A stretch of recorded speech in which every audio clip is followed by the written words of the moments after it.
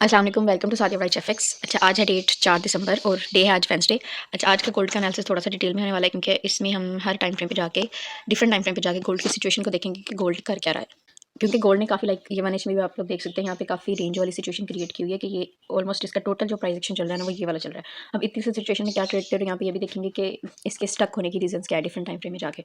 तो सबसे पहले बात करते हैं कल वाले जोन्स की। अच्छा, कल मैंने ना ये ग्रीन लाइन मार्क की थी एक, और ये मैंने बताया था कि काफ़ी एक क्रूशियल एरिया गोल्ड के लिए कि गोल्ड अगर इसको ब्रेक करता है तो फिर डाउन साइड पे हमें कोई मूवमेंट देखने को मिल सकती है। अगर इसको ब्रेक नहीं करता तो यहीं से बुलिश आएगा। तो ऑलमोस्ट यू कैन सी के यहीं से गोल्ड ने बुलिश साइड पे अपना मोमेंटम शो किया।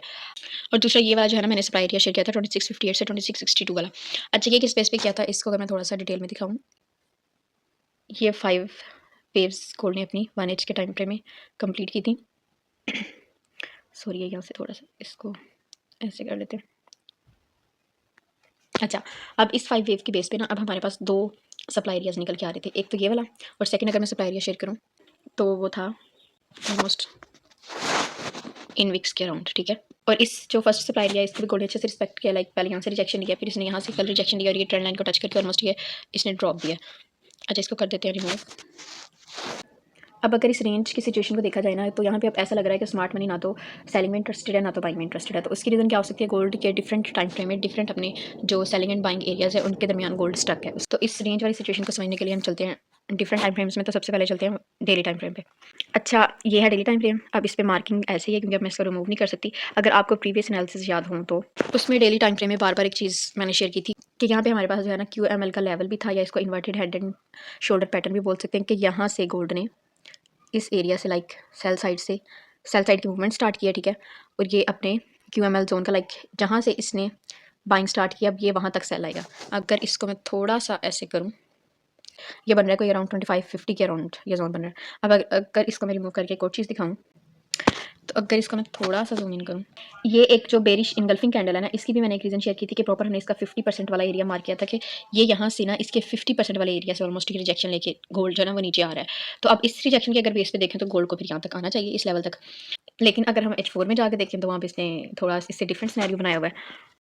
अच्छा, ये है 4H का टाइम फ्रेम। इसको अगर मैं थोड़ा सा ऐसे करूँ, यहाँ पे था हमारे पास बुलिश ब्रेक ऑफ स्ट्रक्चर, ठीक है। इस बुलिश ब्रेक ऑफ स्ट्रक्चर के बेस पे ये था हमारे पास लास्ट स्ट्रक्चरल एरिया। इसमें लाइक गोल्ड ने इस लेवल पे आया, ये जो विक्स लगी हुई हैं, गोल्ड ने क्या किया कि यहाँ से लिक्विडिटी हंट किया, बट क्लोजिंग इसने फिर अपने इस लास्ट जो स्ट्रक्चरल सपोर्ट है इसे ऊपर दिया, ठीक है। तो इसको हम as a liquidity sweep consider करेंगे कि यहाँ पे मैंने मार्क की हुई है पर्पल लाइन में, ठीक है। उसके बाद गोल्ड ने क्या किया कि अच्छा, ये एक तो इसका ये स्ट्रक्चरल सपोर्ट भी था, दूसरा ये इसका ब्रेक एंड रीटेस्ट भी था कि गोल्ड ने यहाँ से इसको लाइक ये जो बुलिश ब्रेक ऑफ स्ट्रक्चर किया है इसको ब्रेकआउट किया है, ठीक है, इस जोन का, और फिर यहीं से इसको टेस्ट किया, ठीक है। तो ये हम इसको as a break and retest zone भी कंसीडर कर सकते हैं।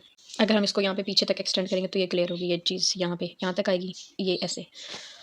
अब यहाँ पे अगर देखें ना तो ये यहाँ से लिक्विडिटी स्वीप करने के बाद गोल्ड ने अपनी 4H के टाइम फ्रेम पे इंटरनल 1 to 3 मूव बनाई हुई है, 1, 2 एंड 3, ठीक है। इस 1 to 3 मूव के अकॉर्डिंग ये वाला अगर इसको मैं यहाँ पे जोन प्रॉपर ड्रा करूँ तो इस 1 to 3 मूव के अकॉर्डिंग हमारे पास ये लास्ट डिमांड एरिया था फॉर बाइंग।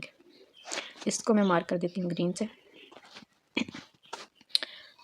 अच्छा, ये और ये दोनों, ये जो ग्रे जोन है और ये जो अभी मैंने डिमांड एरिया मार्क किया, ये दोनों मर्ज कर रहे हैं, ठीक है।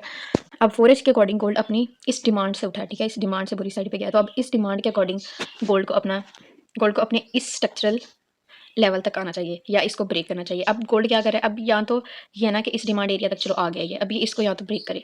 अगर ब्रेक करता है तो हमारे पास यहाँ पे 4H में 5 वेव्स कंप्लीट हो जाएंगी, हमारी डायरेक्शन क्लियर हो जाएगी कि अब हम बुलिश साइड पे हैं। बट यहाँ पे ये क्या कर रहा है इतनी सी रेंज में कि गोल्ड इसको ना तो डाउन साइड पे ब्रेक कर रहा है यहाँ से, ठीक है, ना इसको यहाँ ऐसे ऊपर अप साइड पे ब्रेक कर रहा है। तो कोई भी हमारे पास डायरेक्शन क्लियर नहीं हो रही। तो अब 4H के अकॉर्डिंग भी अगर हम देखें तो हमें वेट करना पड़ेगा कि या तो हमारे पास ये जो मैंने रेड जोन मार्क किया सप्लाई एरिया 1H के अकॉर्डिंग, या तो गोल्ड इसको ब्रेक करे और फिर हमें इसके ऐसे रीटेस्ट पे हमें यहाँ से बाइंग मिले, या फिर गोल्ड जो है अपने इस जो स्ट्रक्चरल सपोर्ट या डिमांड एरिया या ये वाला जो ब्रेक एंड रीटेस्ट है ग्रे जोन वाला, इसको ब्रेक करे।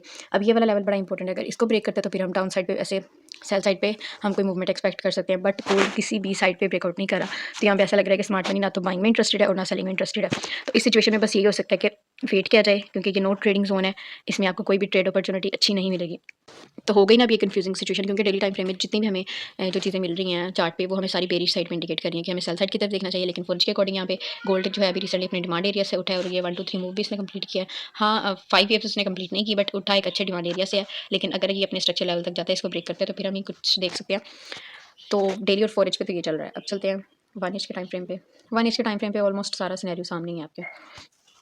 अच्छा 4 इंच में ना एक और चीज़ भी है, गोल्ड अगर तो अपने इस ज़ोन को ब्रेक करता है ना जिसकी वैल्यू 2614 से 2621 वाला लेवल, अगर तो गोल्ड ने इसको ब्रेक कर दिया तो फिर गोल्ड हमारे पास सीधा-सीधा जा सकता है 4 इंच के अपने इस लेवल तक। ये इसकी अगर मैं वैल्यू शेयर करूँ तो ये है 2535 वाला। ये डेली टाइम फ्रेम पे भी हमने देखा था कि बेरिश साइड पे अगर वो अपने inverted head and shoulder QML zone या इनगल्फिंग जो बेरिश कैंडल है उसके 50% के रीटेस्ट से जैसे आ रही है, अगर उस चीज़ों को फॉलो करती है सारी को, तो फिर हमें गोल्ड जो है ना इस लेवल तक 2538 वाले लेवल तक हमें सेल साइड पे देखने को मिल सकता है। लेकिन ऑब्वियसली वो एकदम से तो सेल नहीं होगा ना, रिट्रेसमेंट अपनी करते-करते डाउन साइड पे फिर ही वो अपना ये टारगेट कंप्लीट करेगा।